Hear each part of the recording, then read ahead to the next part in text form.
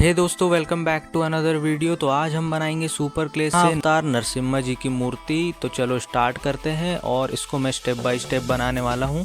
तो आप भी काफ़ी इजीली बना लोगे। तो वीडियो को एंड तक ज़रूर देखना जिससे कि आपको पूरा समझ में आए।